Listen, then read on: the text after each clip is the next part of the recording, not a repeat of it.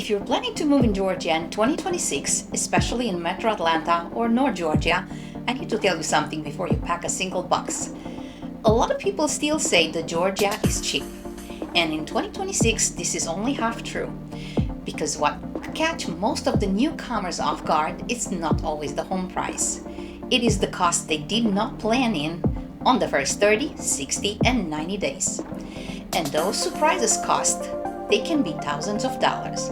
So today I'm going to break down the 5 biggest cost of living trap that people run when they're moving in Georgia in 2026, including one that can hit you the moment you register your car, one that can affect your property taxes for a year, and one that monthly bill, it shocks almost everyone in the summer.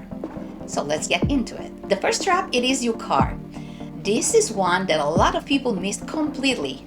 In many states, you're used to pay a smaller registration fee each year and you move on. Georgia works differently. When you register a vehicle here, Georgia uses TAVT, which it is the title ad valorem tax. That means if you're moving into Georgia and you're registering your vehicle, you might owe a tax based on the fair market value of your car. So if you're bringing a truck or an SUV worth around $50,000, that can be a big check right away just to get legal and get your plates. And for a 2-car household, this could be a major moving expense very fast. This is one of the biggest welcome to Georgia costs that people forget to budget for. The second trap, it is the property taxes. People hear Georgia has lower property taxes than other states, and they assume they're automatically getting a great deal. But in a real story, it is more nuanced. What many people missed is the homestead exemption and how much that can impact what you actually pay. In Georgia, where you buy matter, what county you choose matter, and whether you're filing the correct paperwork on time absolutely matter. 2 neighbors in the similar home can have a very different tax bill depending on the exemption and the local county rules.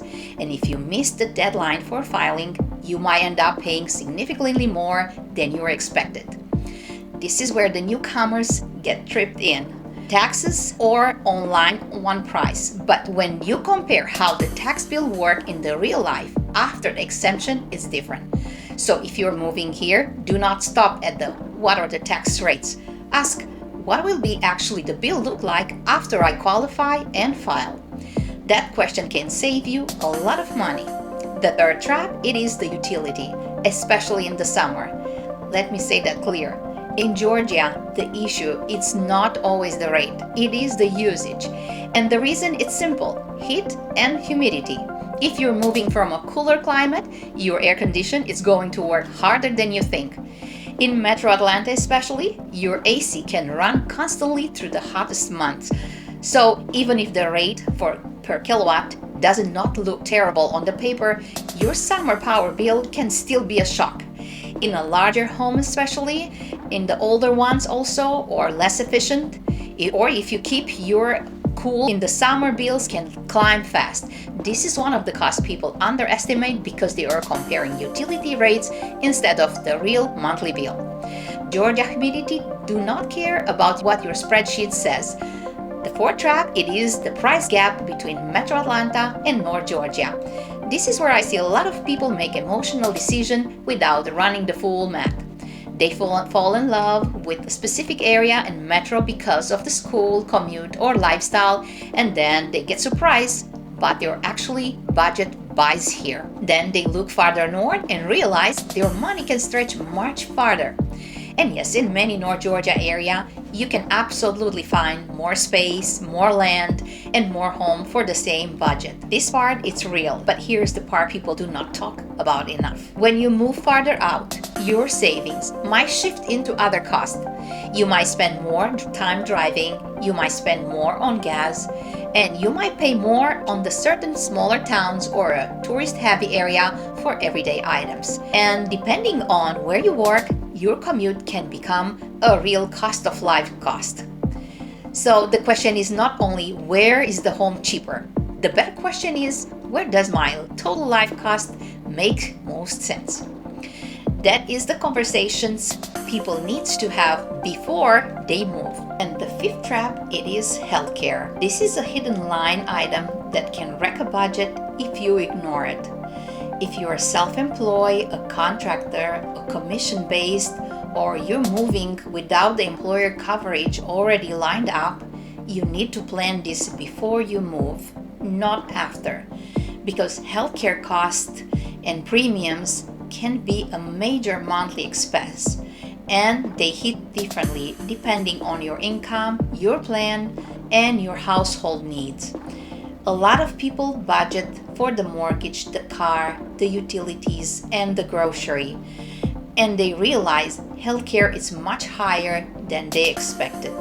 This is not a small detail, this is a budget category.